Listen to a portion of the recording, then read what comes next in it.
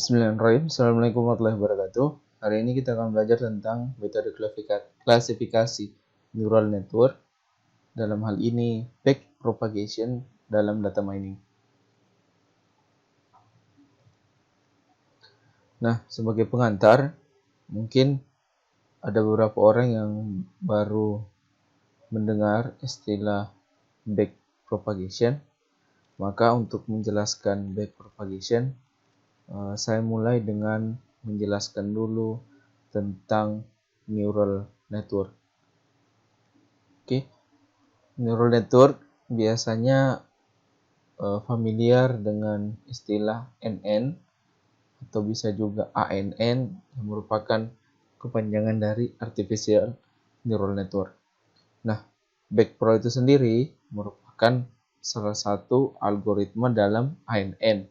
Jadi, kalau ibaratnya bisa dikatakan ANN modelnya, tapi proses pendugaan parameter yang ada di dalamnya itu menggunakan backpro.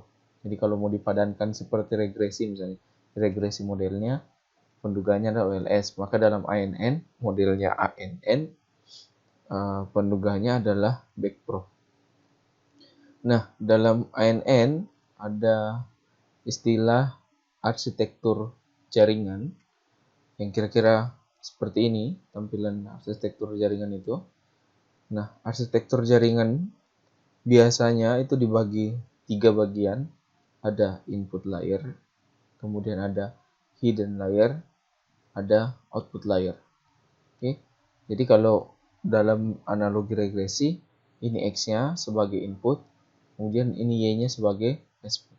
Nah, di antaranya ada hidden layer.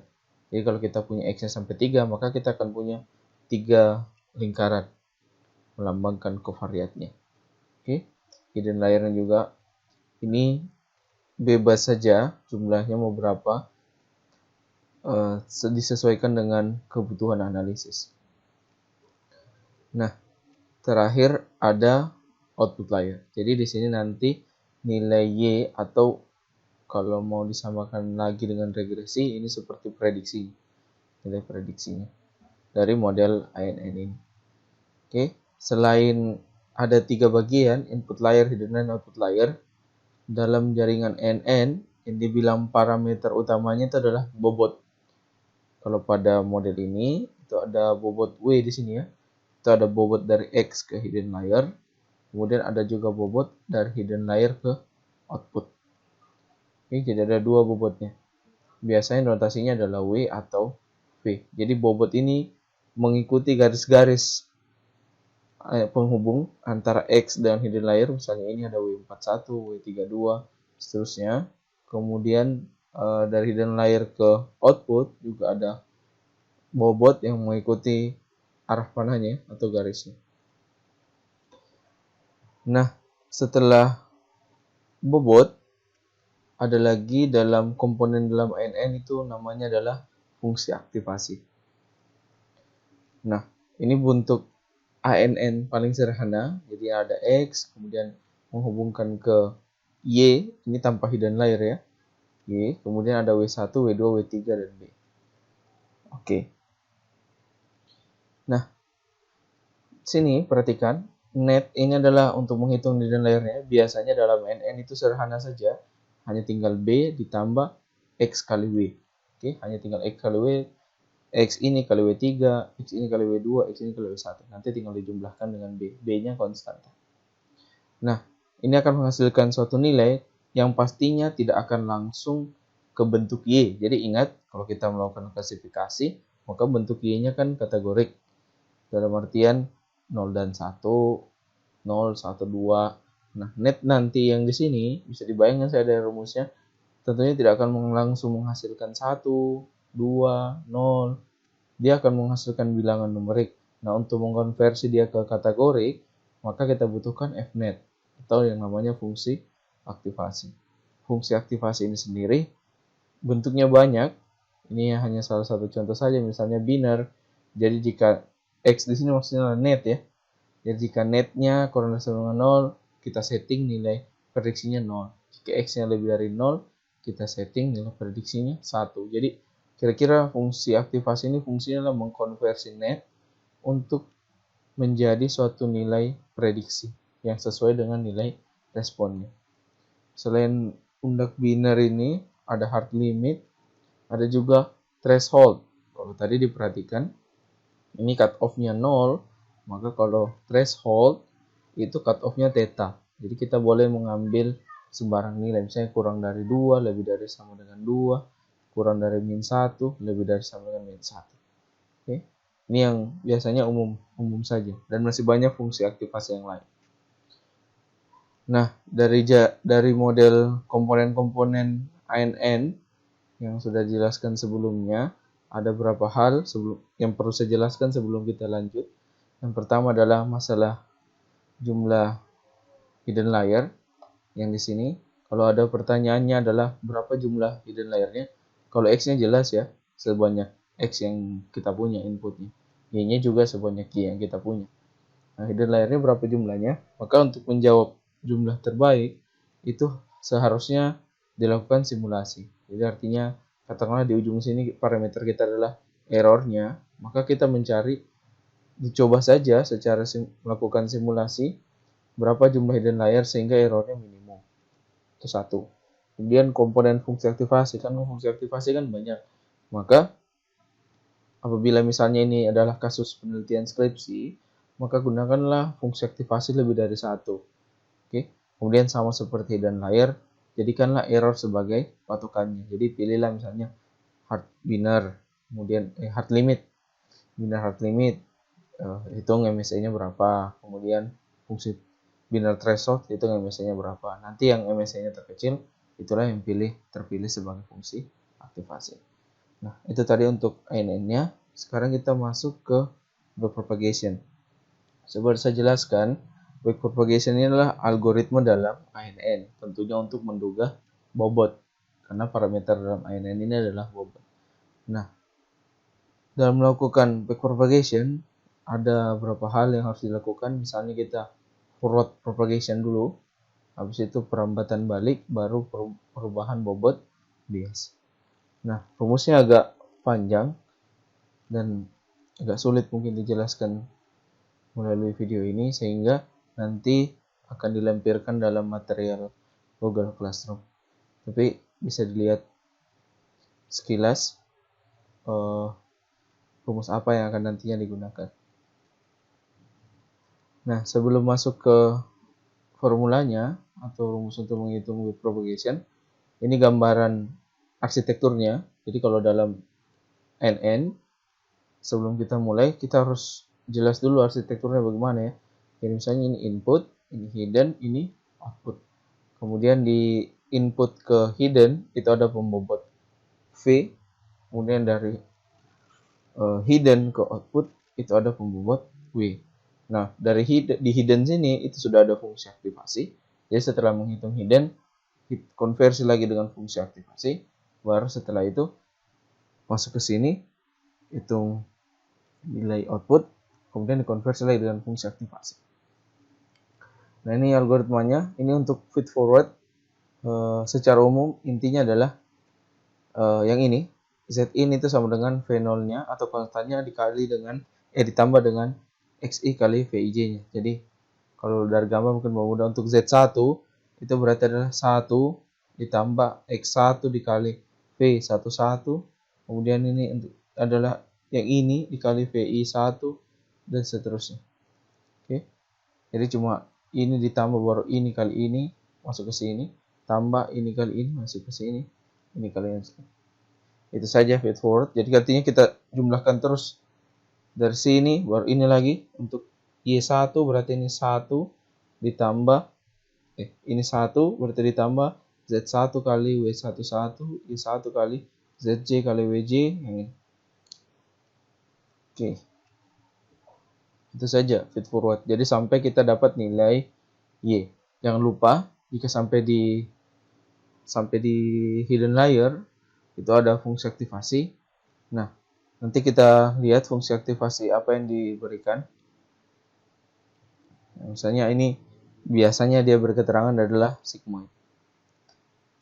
Nah, ini setiap unitnya dimasukkan ini Y-in-nya sama rumusnya, W0 tambah ZI kali WJK.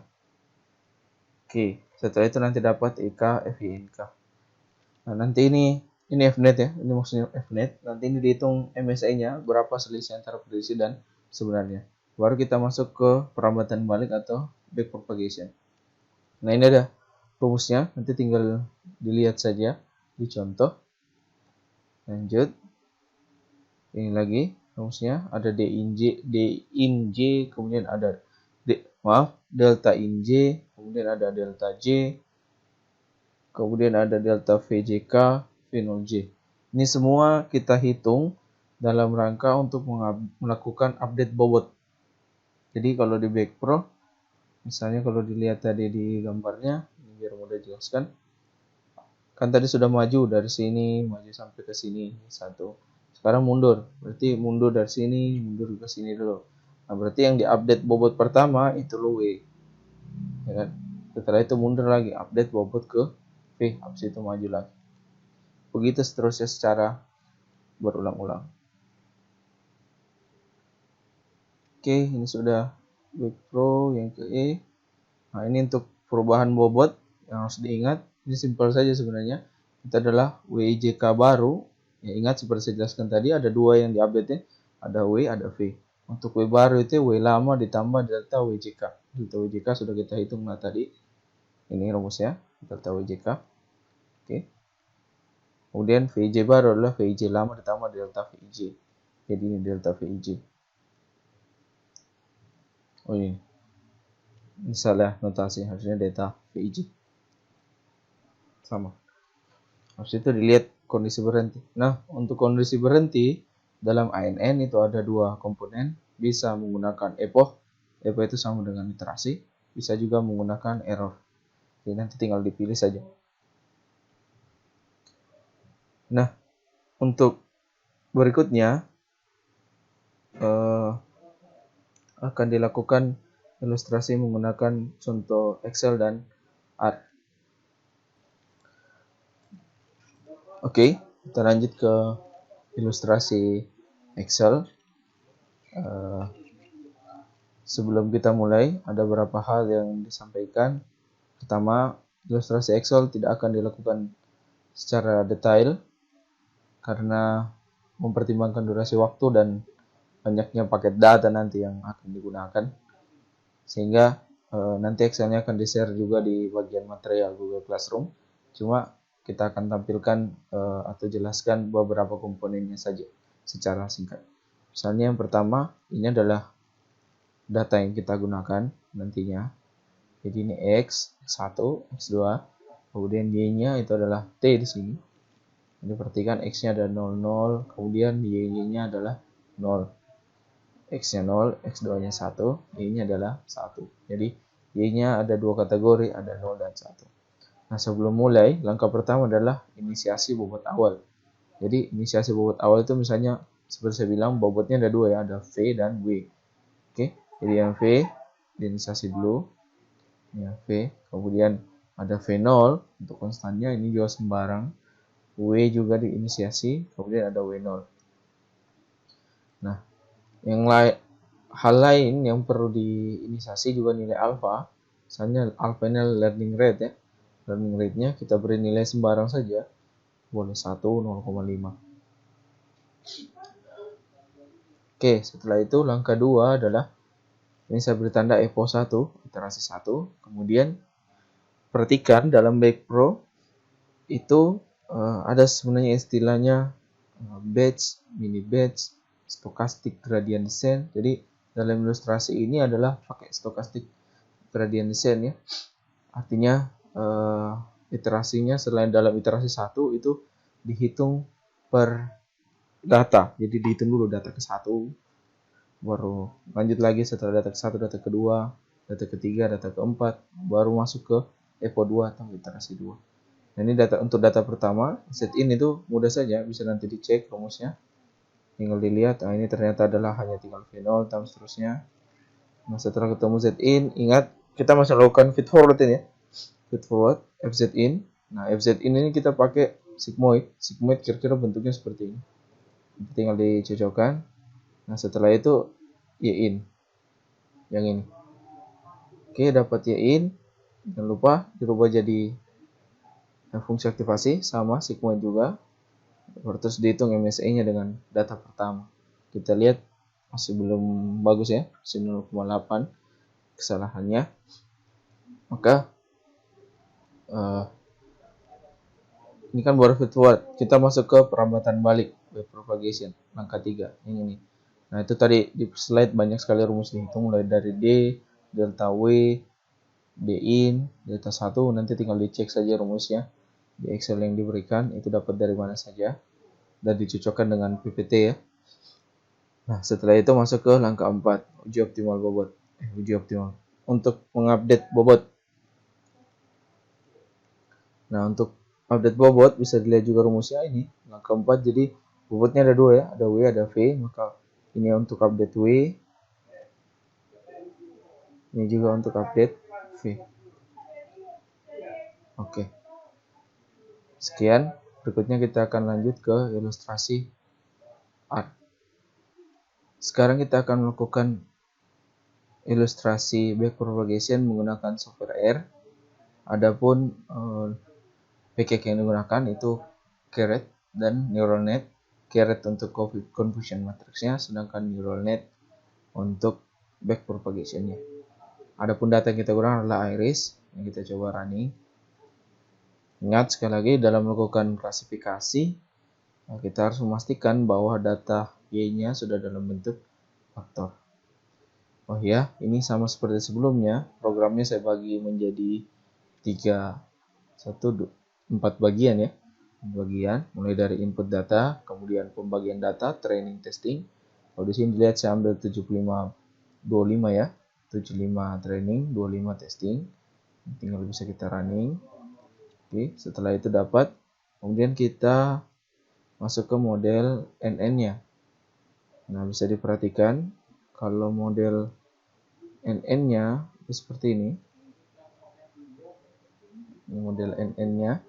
Jadi, karena Y-nya punya 3 kategori, maka ini dibuat 3 ya. Nanti kalau cuma punya 2, ya berarti dibuat 2 saja. Karena kalau cuma 1 yang dimasukkan, nanti berarti NN-nya cuma 1. Nanti lebih jelas kalau sudah di running. Nah, dalam NN, sambil di running, ada yang di input misalnya ini, hidden layer. Ya kan? Jadi misalnya ini hidden layer-nya 5 misalnya. Kita minta 5. Kalau kita lihat di plotnya 1, 2, 3, 4, 5. Kemudian 3. Berarti dalam perintah neural net kita minta 2 hidden layer. Jadi yang pertama 5, kemudian yang kedua 3. Oke, itu maksudnya. Nanti sih kalau hidden layer. Oke, nanti kalau kita mau lihat kita bisa plot NN. Ini plotnya, bisa lihat. Nah, tadi kalau misalnya hanya memilih setosa, maka hanya setosa di ujung sini. Tapi karena saya tambah 3 tadi di formula neural net pada modelnya, maka di sini keluar 3. Nanti bisa dicoba sendiri. Ini inputnya. Kalau bisa dilihat ini sampai 5063 epoch.